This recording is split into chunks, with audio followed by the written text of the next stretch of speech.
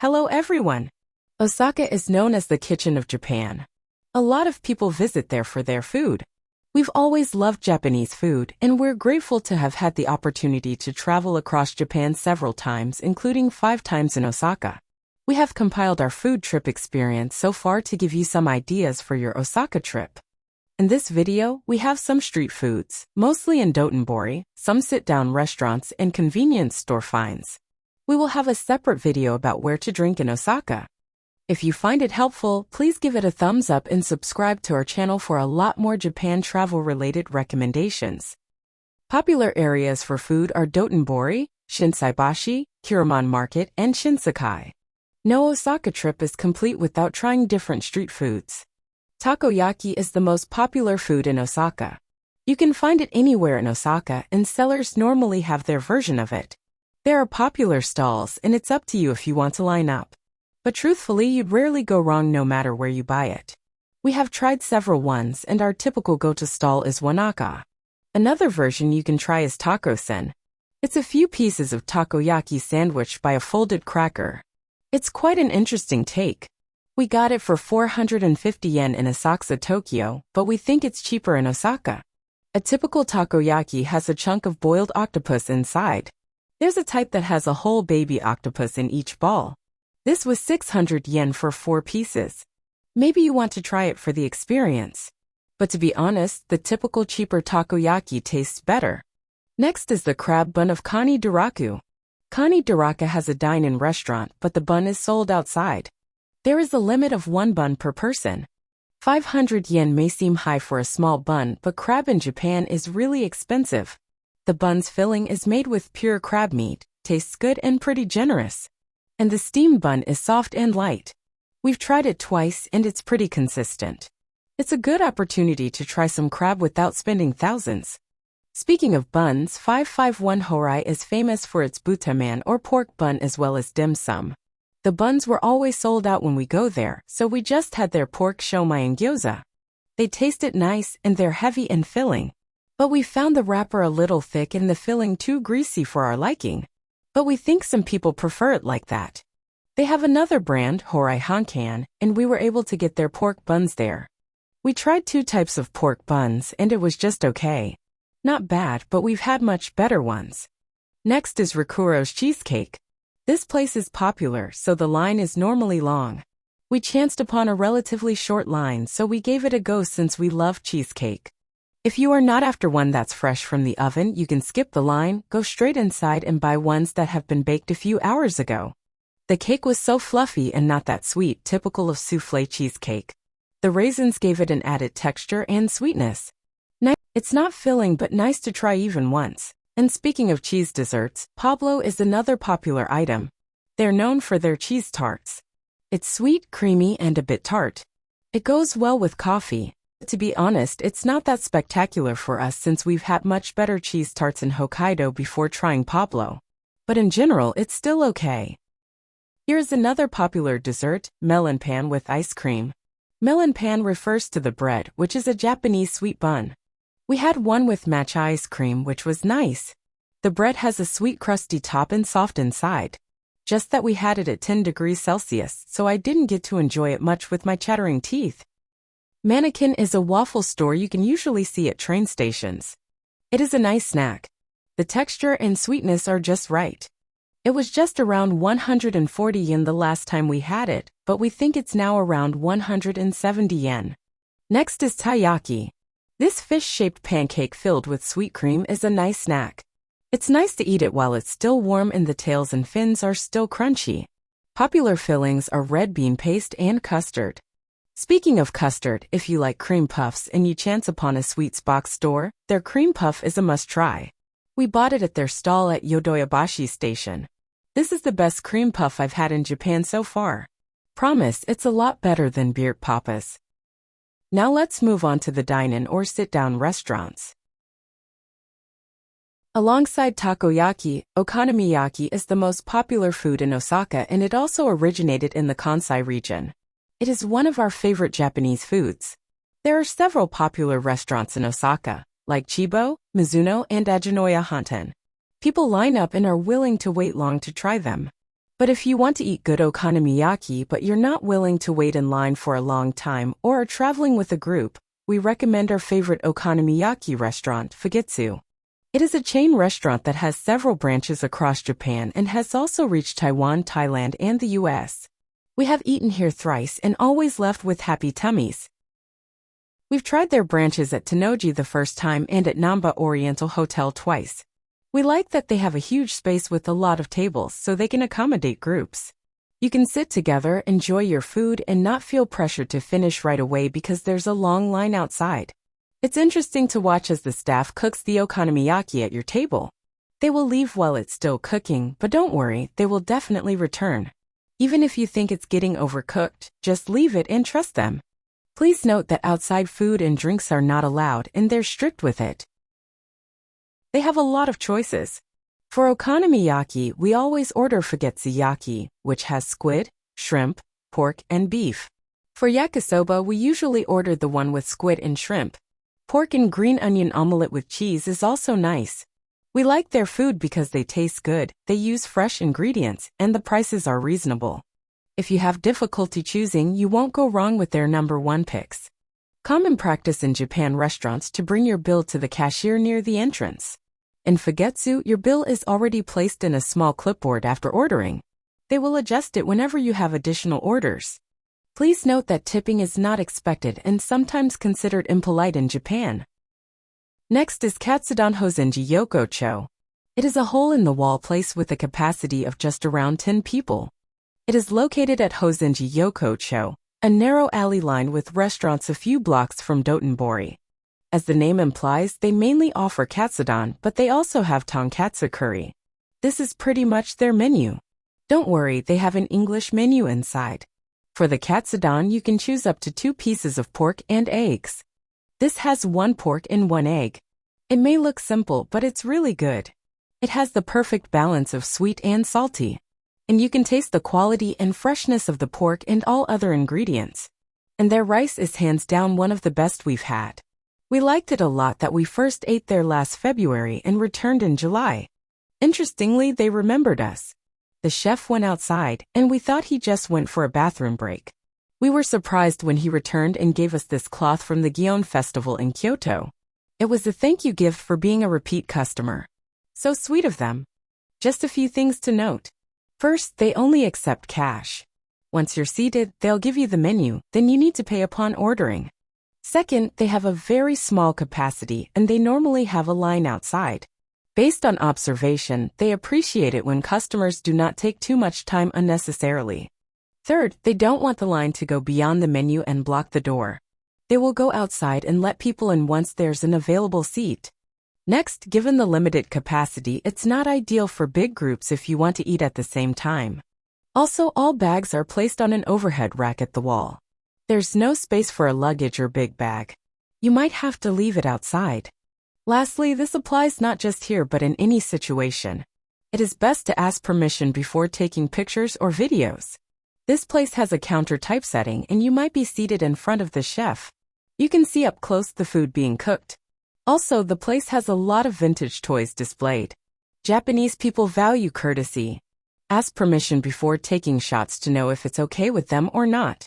We've seen other people getting scolded in the past. Best to err on the side of caution. Now, what's a trip to Japan without having some sushi? And a good way to try different kinds of sushi without spending too much is at a kaiten sushi or conveyor belt sushi.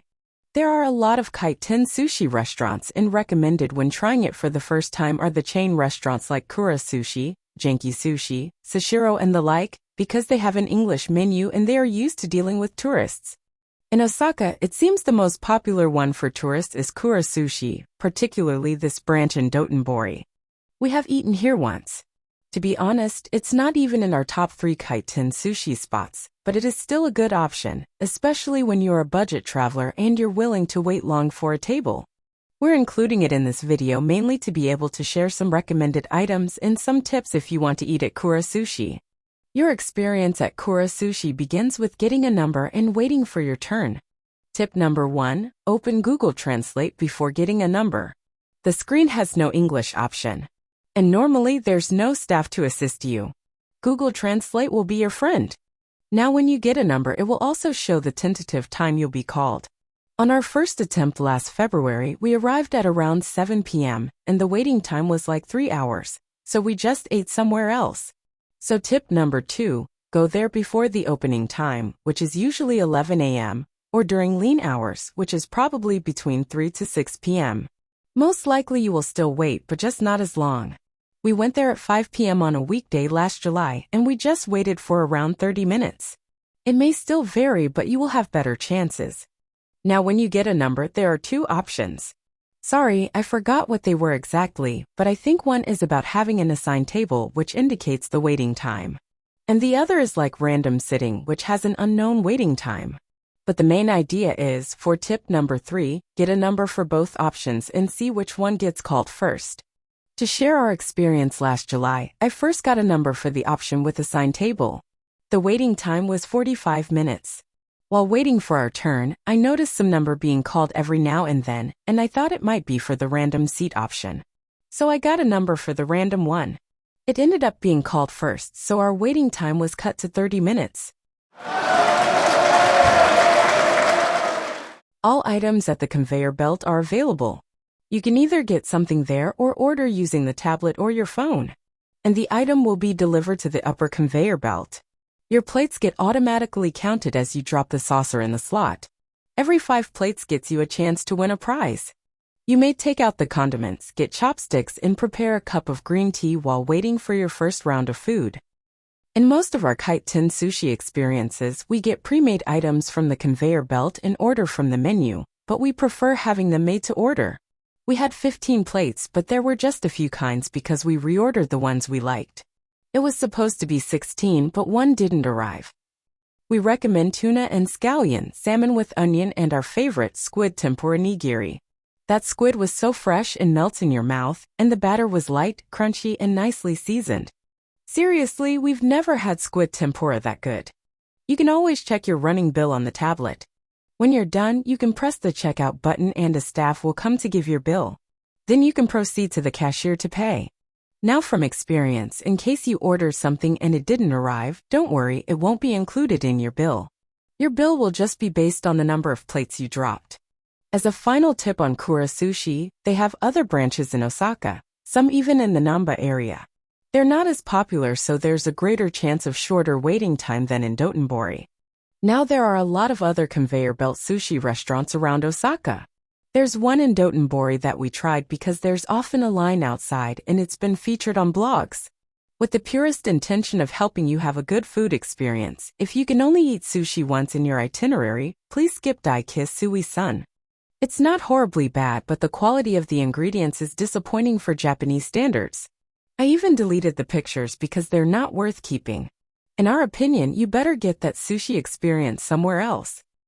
Okay, let's move on to ramen. There are different types of ramen in Japan depending on the broth. They vary in base ingredients and soup consistency. The most familiar to many is the tonkatsu ramen.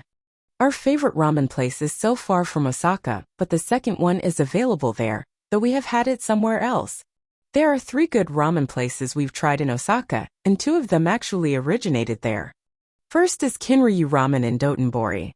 You wouldn't miss that cute dragon while walking along Dotonbori. It just basically offers tonkatsu and chashu ramen. Kinryu is very popular. There's always a long line during lunch and dinner. You better go there during lean hours if you want to avoid that. The restaurant has a small capacity, but the movement is pretty fast. You will buy your ticket at the vending machine. Please note that you need to line up first and just go to the vending machine when it's your turn. Noodle and soup is the one with the basic amount of meat. We just had the basic one. The broth was creamy and not as rich as other tonkatsu ramen we've had, which was actually okay when you're in the mood for a less overwhelming and less fatty broth. Saltiness was just right, and the noodles were firm enough. The meat was tender too. We classify Kinryu as a simple, no-frills ramen. You can help yourself to some kimchi, garlic, leeks, and water at the counter. The next one that started in Osaka is Kamukura noodles. It was not on our radar but ended up here when the Ichi ran across it had 1.5-hour waiting time. And it was a blessing in disguise. You can also order from a vending machine and give it to the staff once you're seated. We had what they call oishi ramen and small chashu boiled egg ramen. But their bowls were anything but small. The broth was light and flavorful. It has a lot of noodles and veggies. The meat was tender and more lean. The serving was huge, we barely finished it. The price was reasonable and it was such a nice break from the usual rich tonkatsu ramen. We're pretty sure you've heard of the third one, Ichiran. Given its popularity, it almost always has a line, it's just a matter of how short or long it is. Similar to Kura Sushi, the best tip we can give to avoid a very long waiting time is to go there before the opening time or during lean hours. You will prepay your food at the vending machine.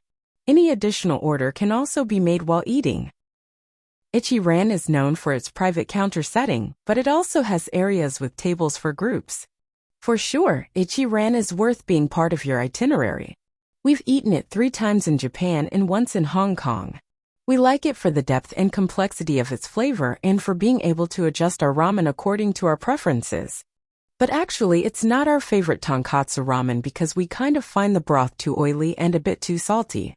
It's just a close second to our favorite tonkatsu ramen, Ippudo. We prefer the balance of flavor, saltiness, and creaminess of its broth. Ippudo is the first ramen we've had in Japan and has been our benchmark for tonkatsu ramen. If you liked Ippudo here in the Philippines, it is way better in Japan. We actually didn't like the Philippine version. We tend to compare them. But at the end of the day, it depends on one's preference. Ippudo has 4 branches in Osaka. We recommend that you try it too. That's it for ramen. There's a gyoza place that we want to include here. We just chanced upon it on our way to Universal Studios. It's called Gyoza no Manshu. It has several branches, but this one was 1 block away from JR Kyobashi Station. It has a lot of tables, ideal for groups. Mostly locals eat there. We were the only foreigners at that time. Upon entering, wait to be seated. They have a tablet on each table for ordering with English option. We didn't take any pictures of the place out of respect for the other diners. They're known for their gyoza, but they offer so much more. They even have alcoholic drinks and kiddie meals. We would describe their food as flavorful but not rich and overwhelming. All items we ordered were rightly seasoned. The meal was filling but not heavy in the stomach. And also not heavy in the pocket. It is actually away from tourist areas, but we just wanted to mention Gyoza no Manchu because we really enjoyed their food and they deserve to be mentioned. And with all the fiber and protein we had, we felt full the whole time we were at USJ, so we saved some money. Next is another popular place, especially in Tokyo, Jukatsumoto Mura. It's been on our list for quite some time. Our first attempt was last February in Tokyo, but the waiting time was too long. We were able to try it in their Namba branch last July. We arrived before lunchtime. There was already a line, but not that long yet. The restaurant's capacity is quite small, so we still waited for like an hour. It's one of those few instances we were willing to wait in line long enough to try the food. The staff passes around the menu, so people can already decide what to order while waiting in line. They basically offer jukatsu or deep-fried beef cutlet. We just had 130 grams. Unless you're a heavy beef eater, it's actually enough. The beef is cooked rare. Part of the experience is for you to cook each piece further on the hot stone. The slimy yam is normally added to the rice. The meal has a lot of elements. It's up to you when to have them. Also up to you how much you want to cook the beef. Just be careful cause it can easily get burnt. It was a nice meal. The beef melts in your mouth. By the way, you can ask for another refill of barley rice. Your bill is given after placing your order. The payment is done at the cashier before going out. Please note that it is also an eat and go kind of place because people are waiting outside. We should always be considerate.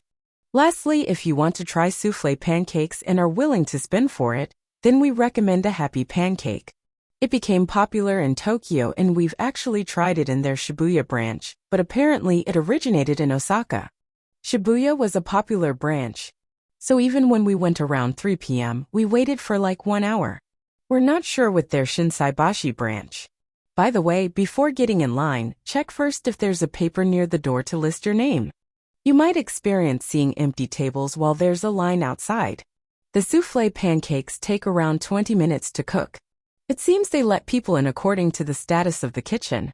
Honestly, we just tried it out to see what the fad's about. In fairness, we liked its fluffy texture and the creaminess of the whipped butter. It pairs well with black coffee. We recommend rich cheese mousse pancake with berry sauce but can't say the same for the one with seasonal fruits. We didn't like the combination of buttery pancake and fresh fruits, but it still depends on your preference. Is it worth it? Well, it depends on your budget and how much you want to try it. For us, we liked it, but it's just a one-time thing. That's it for restaurants. Now a quick break from food. This is quite a fun game. It brings back childhood memories of going to a fiesta carnival. Your prize is whatever falls. The bullets are too light to topple over a toy. If you want to get a prize from your 500 yen splurge, you have a better chance targeting the top part of these candies. Finally, we want to share some convenience store items that we recommend. Japan is known for having a lot of konbinis with a wide range of food and drink selection. We usually buy stuff for breakfast and nightcaps, and we just have very few staple items on our list.